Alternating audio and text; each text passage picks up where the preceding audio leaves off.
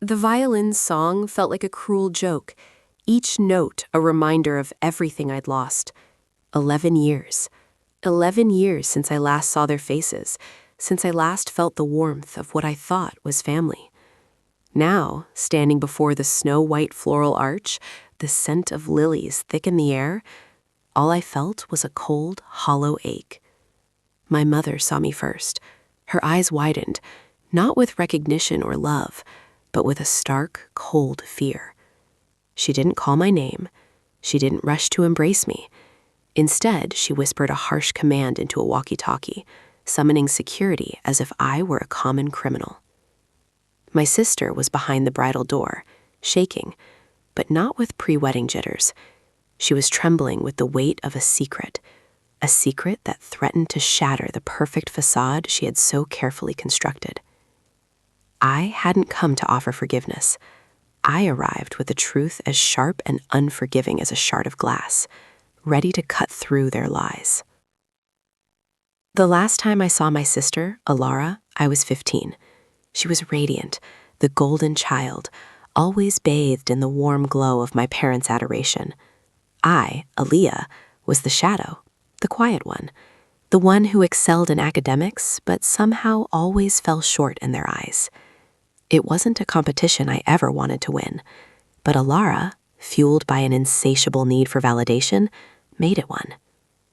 We lived in a grand house in Connecticut, a sprawling estate that seemed to echo with the unspoken expectations of our parents. My father, a stern, successful lawyer, valued achievement above all else. My mother, a socialite, prized appearances. Alara embodied both. She was beautiful, charming, and effortlessly popular. I was different. I found solace in books, in the quiet rustle of pages, in the escape they offered from the constant scrutiny. But even that was deemed unacceptable. "Why can't you be more like your sister?" was a question I heard almost daily, a subtle, insidious erosion of my self-worth. Then came the party, Alara's 16th birthday bash, a lavish affair that filled our home with the laughter and chatter of her friends. I remember feeling strangely out of place, an observer in my own life.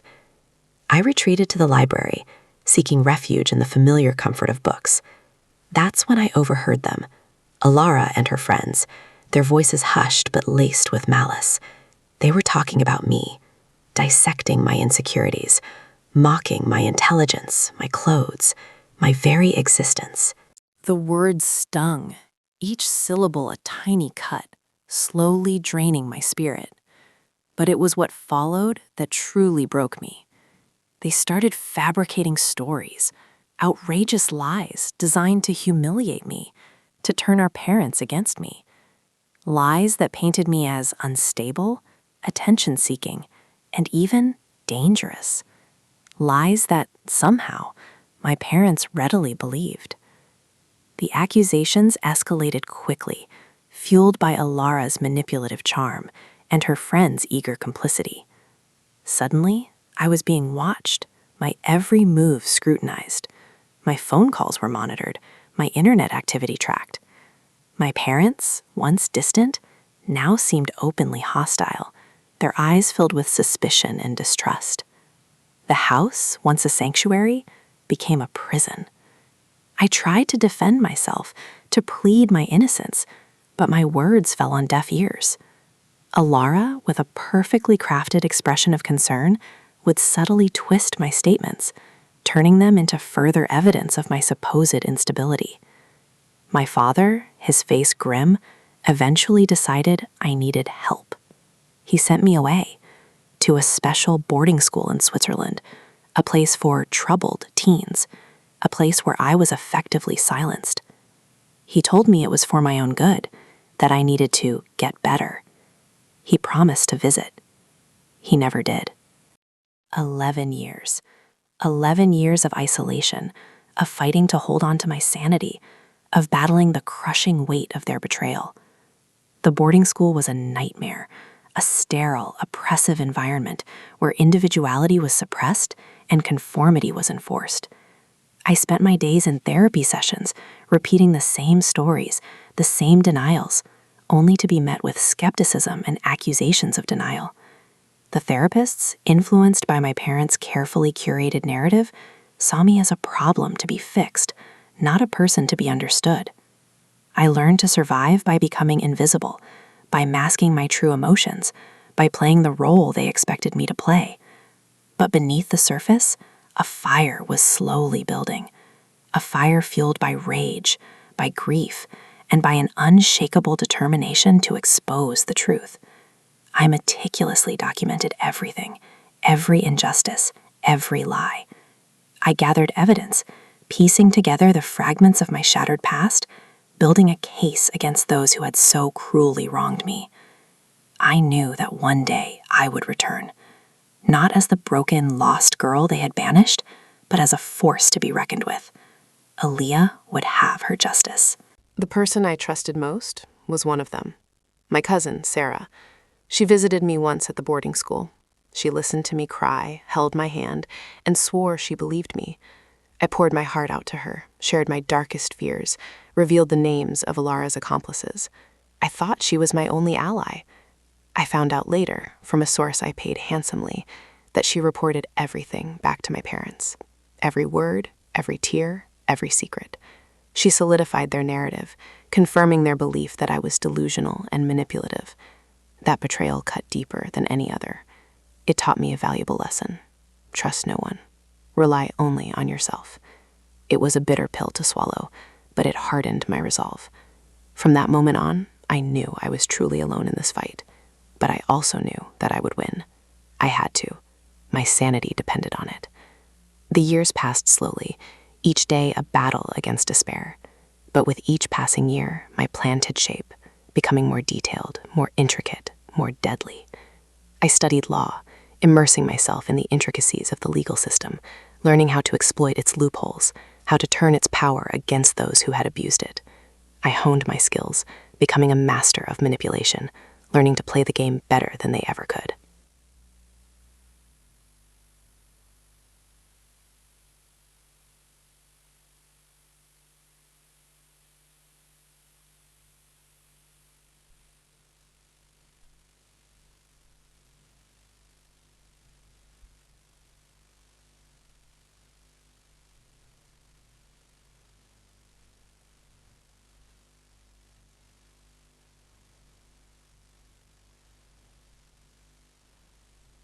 She suggested family therapy, a reconciliation meeting.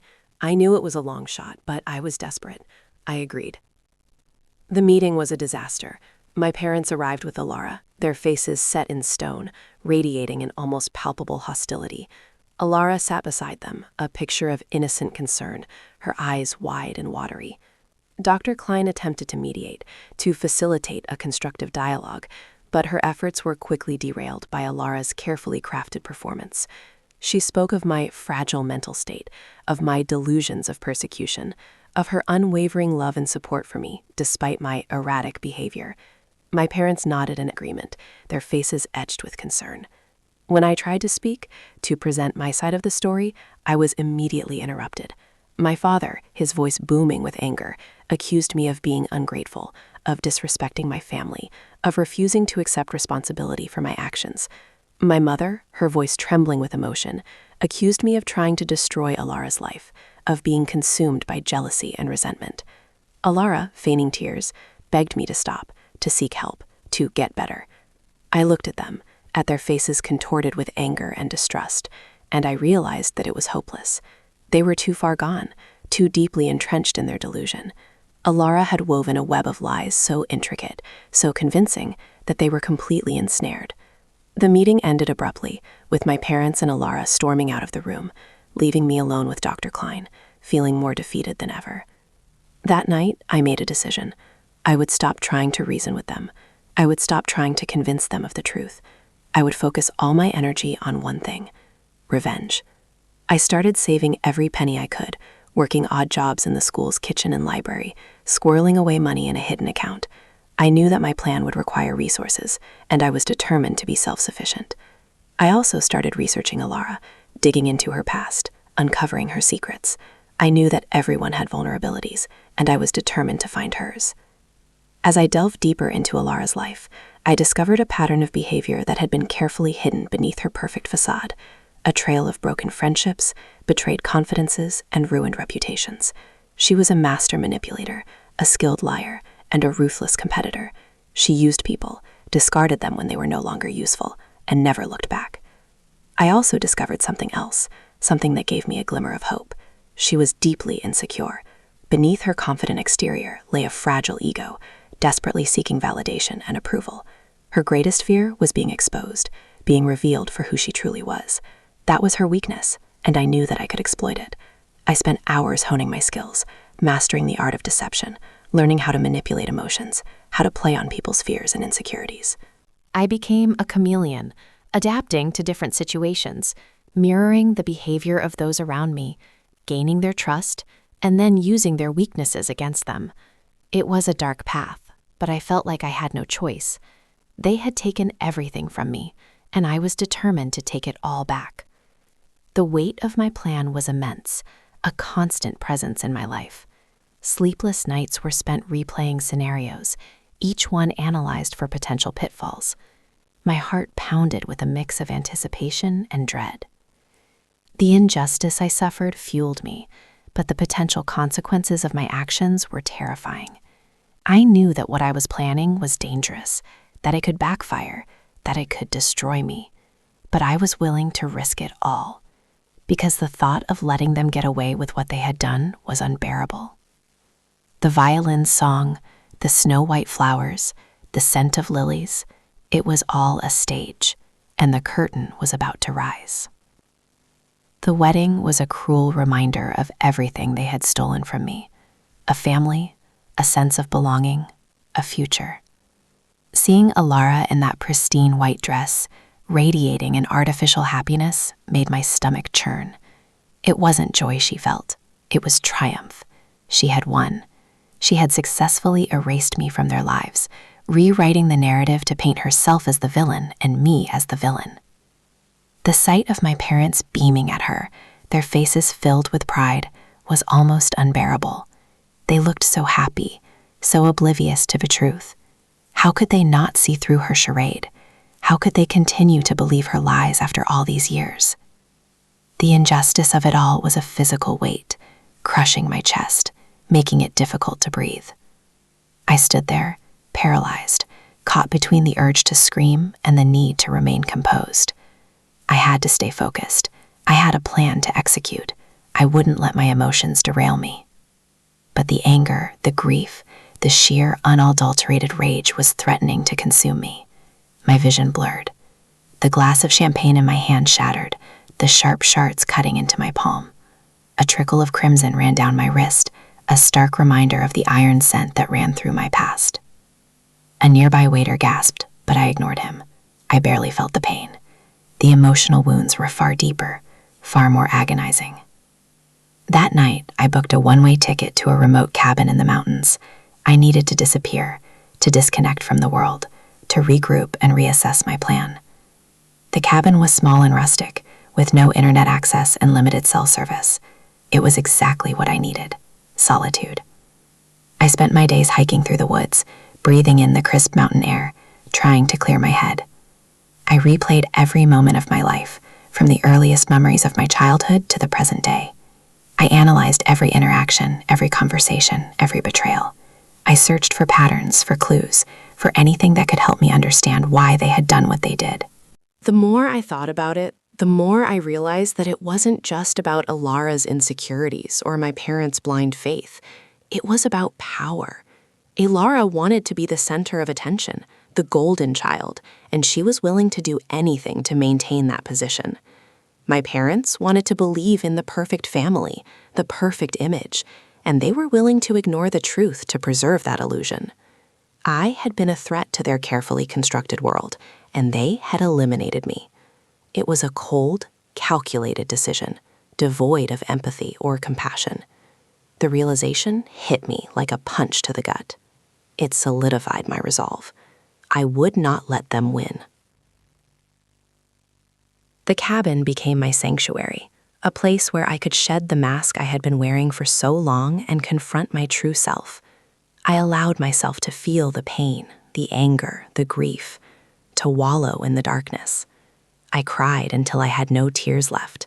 I screamed until my voice was hoarse. I raged until I was exhausted. But slowly, gradually, something began to shift within me.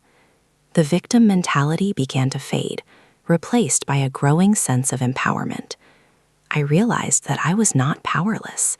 I had survived, I had endured, and I had learned from my experiences. I was stronger, smarter, and more resilient than ever before. I started to see my past not as a source of shame or weakness, but as a source of strength. It had shaped me, molded me, and prepared me for the battle ahead. I spent hours poring over my notes, refining my plan, eliminating any potential weaknesses. I researched the laws, the loopholes, the legal strategies that I could use to my advantage. I practiced my skills, honing my ability to manipulate, to deceive, to control. I transformed myself into a weapon, a force to be reckoned with.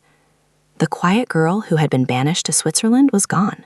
In her place stood Aaliyah, a woman with a mission, a woman with nothing to lose.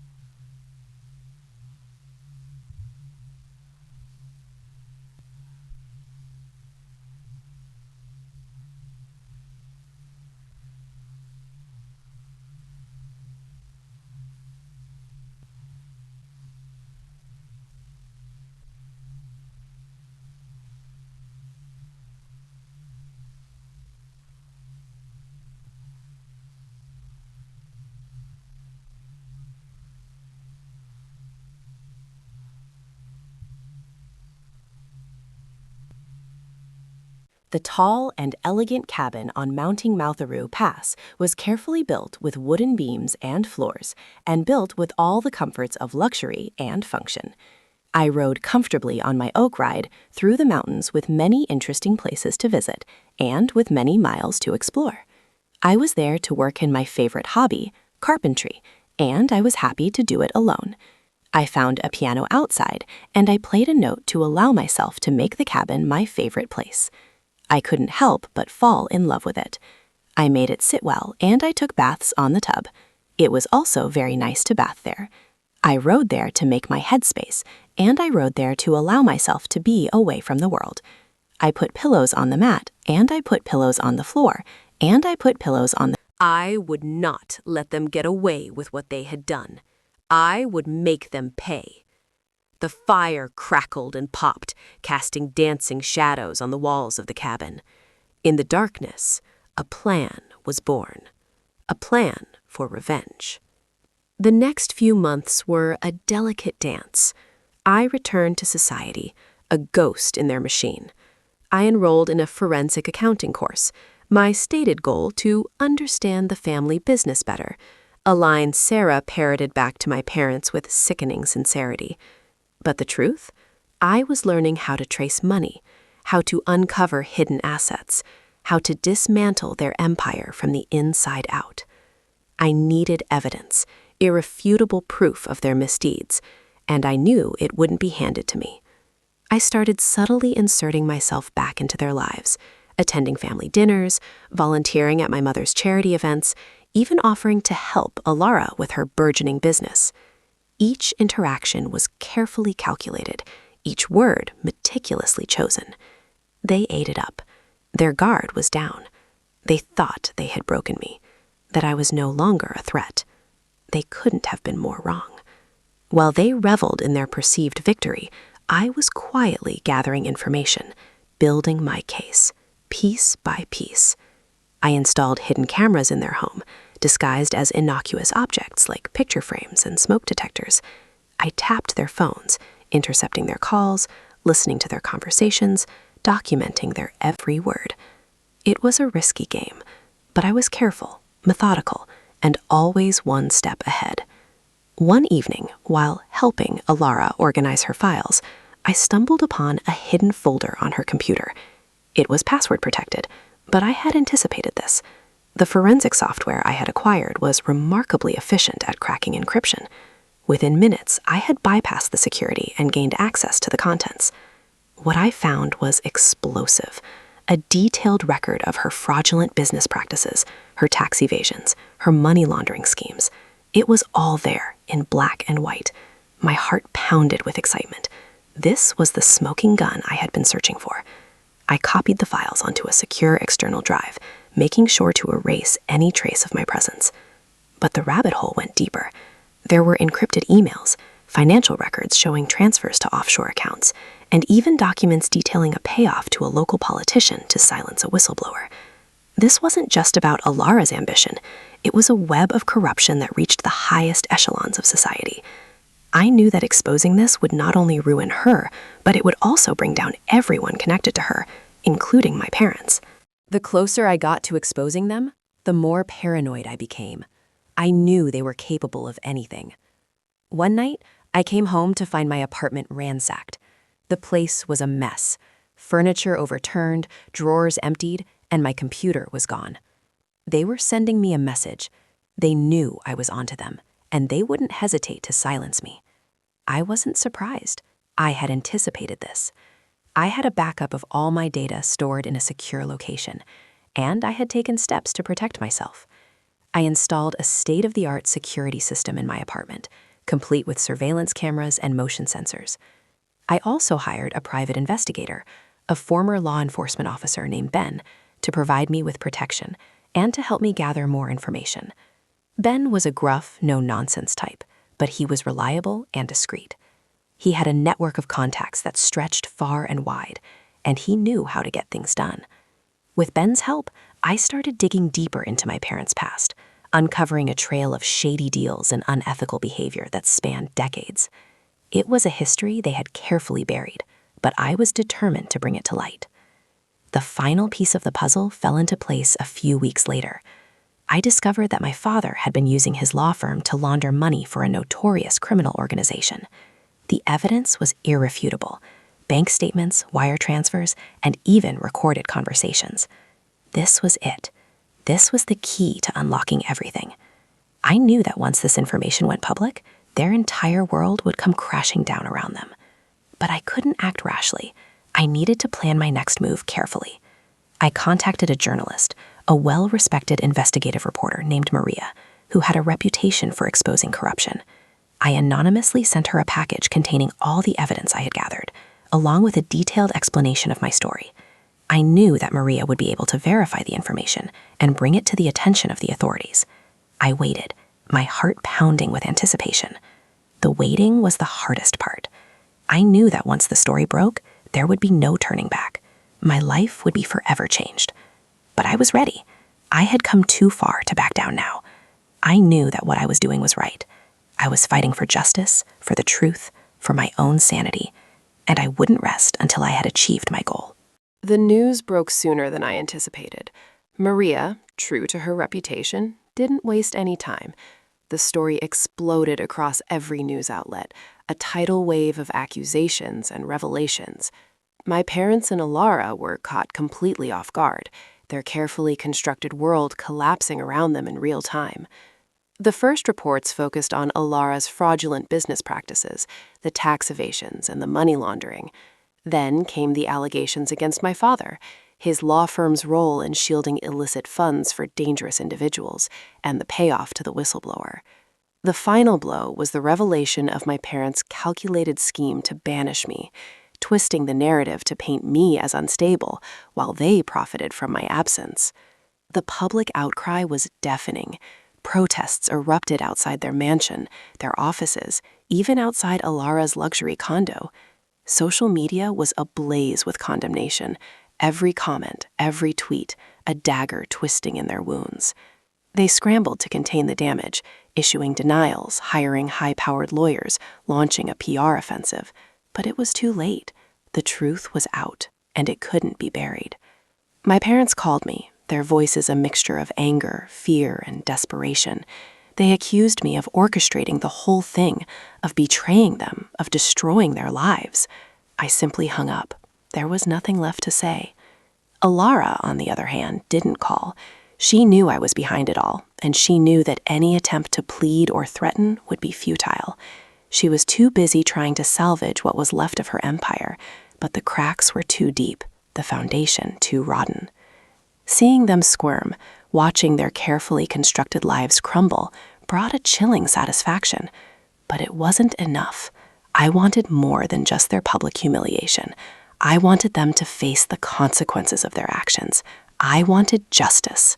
So I decided to set a trap, a final act of retribution that would seal their fate. I knew that Alara, despite her outward composure, was desperate. Her business was collapsing, her reputation ruined, and she was facing potential criminal charges.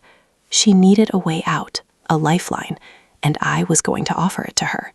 I contacted her through a burner phone, disguising my voice, and offered her a deal. I told her that I had access to information that could clear her name, evidence that could shift the blame to someone else. But there was a catch. She had to meet me in person, alone, at a secluded location. I chose an abandoned warehouse on the outskirts of the city, a place with no surveillance cameras and limited access. It was the perfect setting for my final act. The night of the meeting was dark and stormy, the wind howling like a banshee, the rain lashing against the windows of the warehouse. I arrived early, checking the perimeter, making sure everything was in place. Ben was waiting outside, keeping watch, ready to intervene if things went south. I paced back and forth, my heart pounding with anticipation. This was it, the moment of truth. Ilara arrived an hour later, her face pale, her eyes darting nervously. She was alone, just as I had instructed. She stepped out of her car, her designer clothes soaked from the rain, and walked towards the warehouse. I watched her through the security camera, a sense of cold detachment washing over me. She was like a moth drawn to a flame, unaware of the danger that awaited her. I waited until she was inside the warehouse before making my move. I emerged from the shadows, my face hidden behind a mask. "Hello, Ilara," I said, my voice distorted by a voice modulator. "We have a lot to discuss." She gasped, her eyes widening in shock. "Who are you? What do you want?" she stammered. "I want justice," I replied, my voice cold and unwavering. "And I'm here to make sure you get it." I revealed the evidence I had acquired, the documents, the recordings, the financial statements. "This is everything, Ilara," I said. "Everything you need to clear your name. But you have to do something for me in return." She looked at the evidence, her eyes filled with a mixture of hope and desperation. "What do you want me to do?" she asked, her voice barely a whisper. "I want you to confess," I said. "I want you to tell the world the truth about what you did, about what you and my parents did to me." She hesitated, her face contorted with conflicting emotions. "I can't do that," she said. "It would ruin me. It would ruin my family." "It's already ruined, Ilara," I said. "The only way to salvage any shred of dignity is to come clean, to take responsibility for your actions." I pressed a button on a remote control, and a screen descended from the ceiling.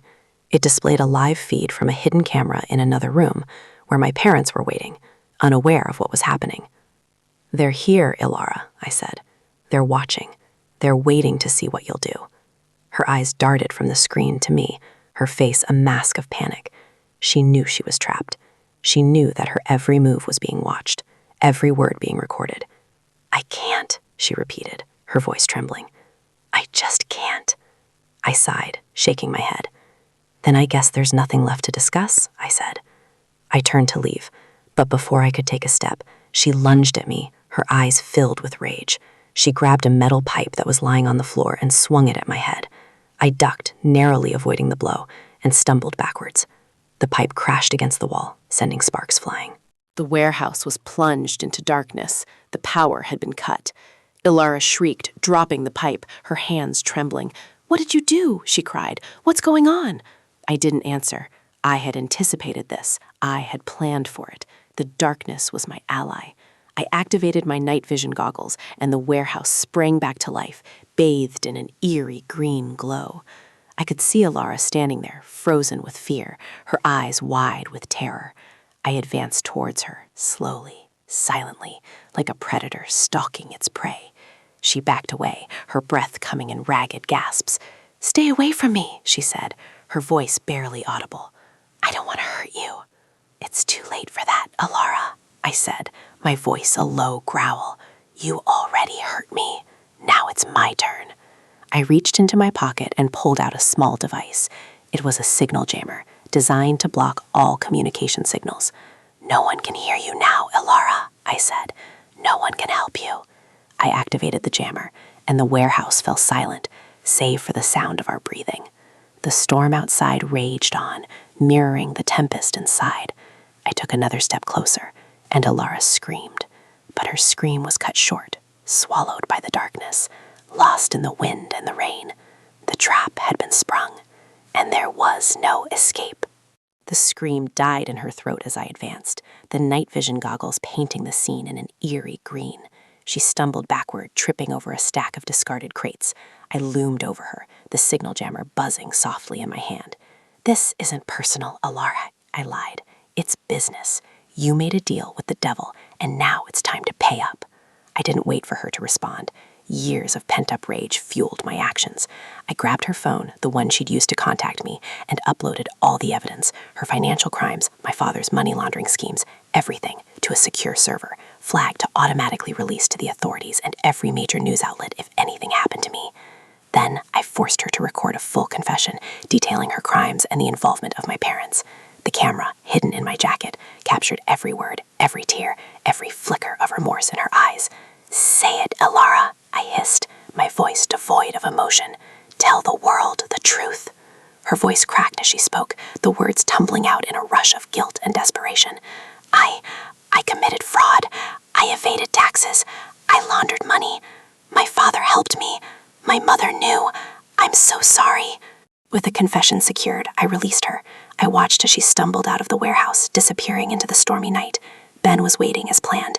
He made sure she got into a taxi and was taken safely away, far from my reach. The next morning, the world exploded. Ilara's confession went viral, shattering the carefully constructed facade of the family. The authorities swarmed their mansion, their offices, their lives. My parents were arrested, charged with conspiracy, fraud, and a litany of other crimes. Ilara, facing a mountain of evidence and her own admission, had no choice but to cooperate with the investigation. She turned state's evidence, providing even more details about the family's illicit activities. Seeing their faces on television, their names dragged through the mud, was a chillingly satisfying spectacle. My mother's carefully crafted image as a philanthropist crumbled to dust, revealing the cold, calculating woman beneath. My father's reputation as a respected lawyer was shattered, exposing him as a criminal mastermind. Ilara's business empire imploded, her wealth vanishing overnight. They lost everything: their freedom, their fortune, their reputation. The phone stopped ringing. The invitations dried up. The friends disappeared. They were pariahs, ostracized by the very society they had once lorded over. I watched it all unfold from a distance, a ghost in their machine. I didn't celebrate. I didn't gloat. I simply observed, a sense of cold detachment washing over me. Justice had been served. The scales had been balanced. The debt had been paid. My family was shattered, their lives ruined, their legacy tarnished forever. I received a letter from my mother, filled with accusations and pleas. She blamed me for everything, for destroying her family, for betraying her. I burned the letter, watching the flames consume the paper, reducing her words to ash. My father, through his lawyer, offered a settlement, a desperate attempt to buy my silence.